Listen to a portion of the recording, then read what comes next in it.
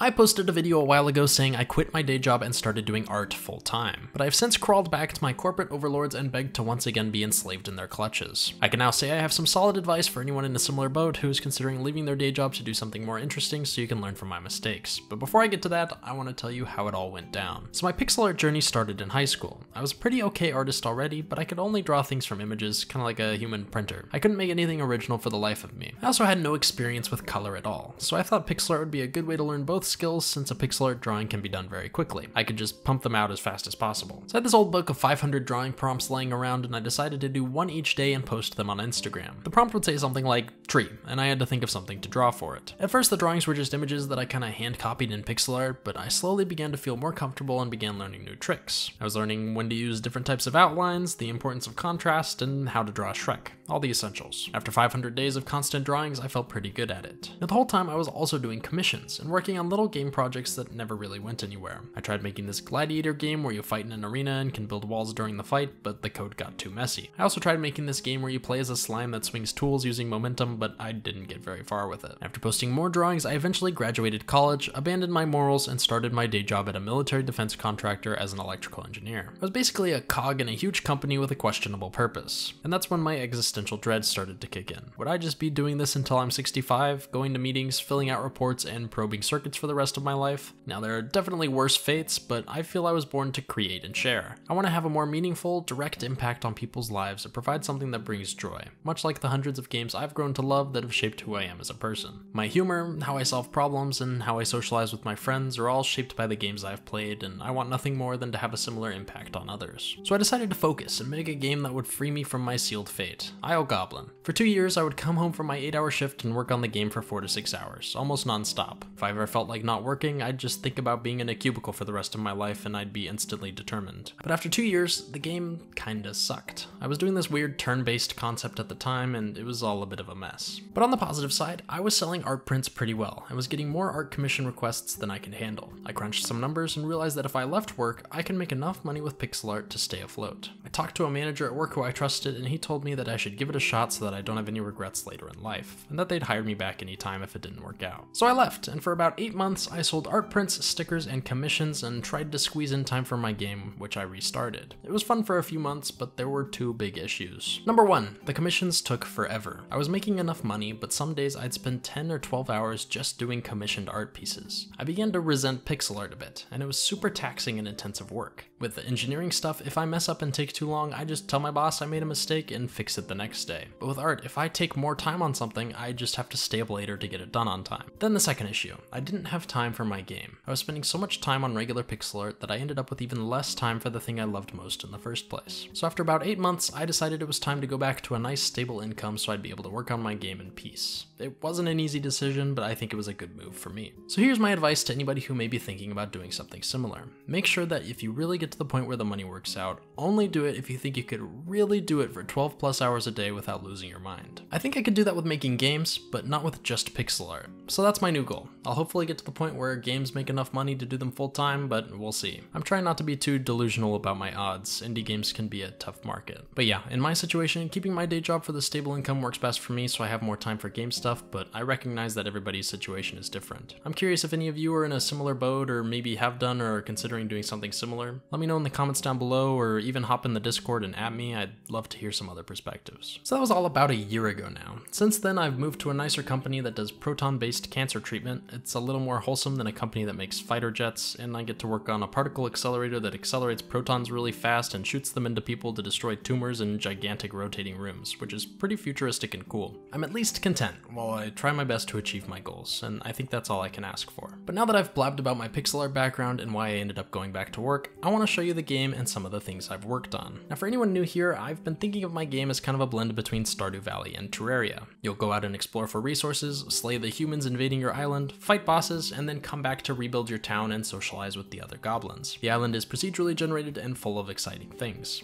Well, it will be anyway. The first thing I did was add some starter armor. We've got wood armor, bronze armor, silver armor, and gold armor. Pretty standard. I also added some weapons that match, so as you dig down below and gather ore, you'll be able to upgrade to fight tougher and tougher enemies. I also upgraded the first boss in the game. Earlier it was very prototypey and not very polished. This boss is a human druid who has been corrupted by the polluting goop that the humans are mysteriously digging up. It used to be she'd float around shooting arrows at you, and then halfway through the fight she'd turn into this porcupine bear that chases you around, but I didn't really like how the bear looked. The animations themselves are okay, but it looked a little cheesy in game. There were also lots of logistical issues with the bear running around on the surface, since it could get stuck behind certain undestroyable objects. I also wanted the transformation to be more like she was giving into the darkness of that corrupting goop, rather than just wild shaping into a bear for lore reasons. So I made it so in phase 1 of the fight, she'll morph into this porcupine creature before shooting her quills in an attack. I'd like to add more animals for her to morph into in the future, since she's a druid after all, but this is okay for now. I also made a new animation where she turns into this sort of eldritch horror monster for phase 2 and gains some new attacks. These changes only took a couple days, but I'm much happier with this direction. I want the creatures deep underground to be more creepy and corrupted since they're closer to this goop source, and I think this is a good introduction to the eventually monstrous things beneath the surface. Next up, I started populating the jungle biome with a temple, where the humans worship their god of light in a sort of cult. If you break in and destroy enough of these sacred statues, the bard will appear and assault you with his violent attacks. Once you get him to half health, he'll don his holy armor and come at you in full force. This fight is a bit more challenging and requires better gear, but I think it's pretty fun as it is. I also really like the new temple region. I even added some hidden traps to keep you on your toes. Now to generate the temple, I handmade these rooms. I can then designate which rooms go in the middle and which ones go on the edges and how many of each room there should be. I have it place the center room, which is pretty much the boss fight arena, and then go around in a spiral and place rooms one at a time. It then automatically links the nearby rooms together with paths and walls, so you end up with a dungeon that looks like this. The more rooms I add, the more variety there is, so I can just keep adding until it feels like each generation is unique enough. I then added some boss related gear you can get from the bosses that fit nicely into the expected progression. Now Terraria is very cautious about what weapon damages they give you at various points throughout the game to prevent you from ever being way too overpowered or way too underpowered, with some exceptions of course, and I'm trying to balance the same way by making sure the weapons the player has make sense for the times when they get them. Now speaking of balancing and game progression, I've had a lot of people ask questions about the overall game. I've showed a lot of features like farming, livestock, and NPC friendship, but I haven't really showed how it all comes together. It's not done, so I can't, but I'll try to paint you a mental picture of what the game experience should look like. So when you start the game, you'll see a brief cutscene showing your peaceful goblin village until it gets ravaged by the D&D style party of human villains. There will be the bard and the druid that you just saw, along with a few others. The cutscene will end and you'll be in your ravaged town. Some of the goblins, like the researcher Gogs, are still there, but many have fled or been taken prisoner. Gogs tasks you with building some shelters, starting on some research to gain access to the underground, and finding your companions. By now you have tons of options. You can go search underground and stumble across the human mine where you'll fight the barbarian and cleric duo, or you can wander the forest and bump into the huntress. You'll also find plenty of human camps with interesting gizmos that provide new abilities. I thought it would be funny if gizmos had to be appraised back home by a goblin who, much like Scuttle from The Little Mermaid, has no idea what he's talking about and misinterprets the function of the items. Like a trash can lid that he thinks is a revered shield. But these will get equipped in your armor pockets to give you abilities, like faster dodges, or being able to walk on hot surfaces, or immunity to knockback, stuff like that. I also want to add plenty of little resource patches and random fun points of interest, so you feel like there's something unique at every turn. I don't want wandering through the forest or underground to be a bland chore. As you go further from the island, you'll encounter new biomes that are too challenging for you for now, but as you progress, you'll slowly get stronger and be able to enter areas you couldn't survive before, and find even better stuff. Your goblin friends will also enter the town once you do something. Like the blacksmith, for example, appears when he hears you use the anvil for the first time. Many will operate this way, but some NPCs will be found tied up around the island. Now, of course, some of the town building stuff hasn't really been addressed yet, like livestock, fishing, and farming. These will really have three purposes. Number one is they'll give you resources that you can use to make various potions. Number two, they can be sold for money or teeth, and number three, they can be gifted to NPCs for friendship. Now, I want the player to engage in farming and livestock and whatnot, so I need money to have a strong purpose. So that's where I stray from the Terraria formula. Money in Terraria becomes pretty meaningless fairly quickly since the game is so material driven. I hope to avoid the same thing happening by taking a look at how Stardew handles money. Money, your energy bar, and time restriction are essentially the driving force behind all of Stardew.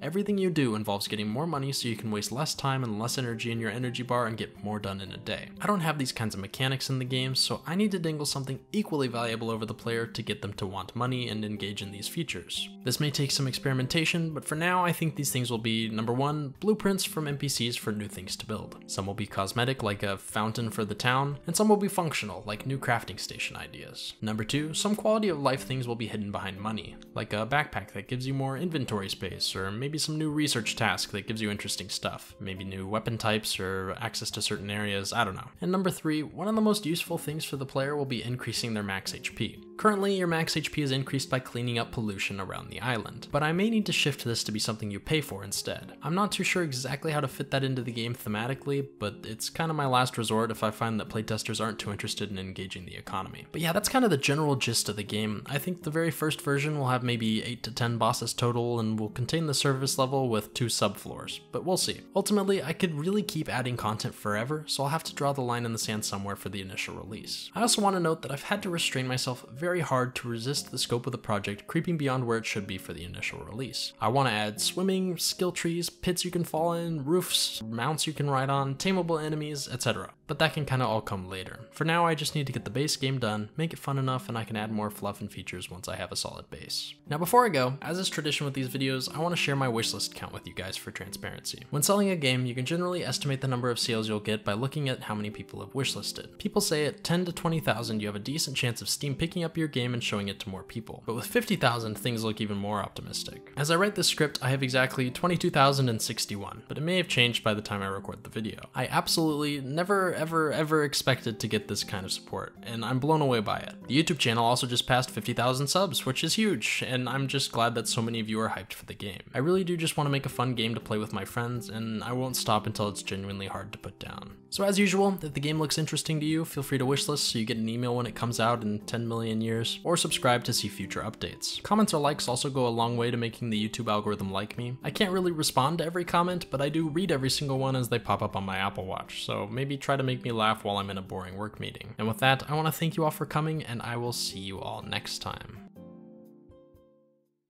Hello everyone, the time has come to shout out our eternally gracious patrons. I'd like to give a super special shout out to our Goblin Deity patrons for January of 2024, namely Zachary Neese, Zach Fox, Sarah, Charfil, Krakenfall, Brett Hudson, Jackson Singleton, Bertiti, Joseph Scobby, Megan Palmer, Random8408, Slime Shisho, Sierra Kovac, Teddy Bear, Enigma77, Snout, Guardian, Chendrak, Player, and Colton Reagan. You're all amazing and I appreciate all of the support.